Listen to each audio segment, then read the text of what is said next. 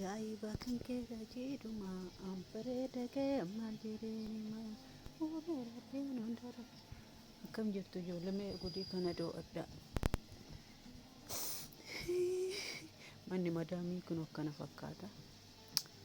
Akkana kaleessa qotee galee tan kun qambarri qorgii hamtuu.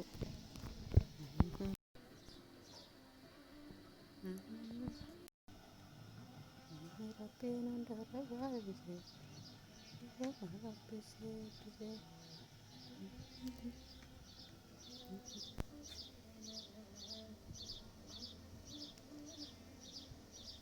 Odaa kana natti hodhachuu.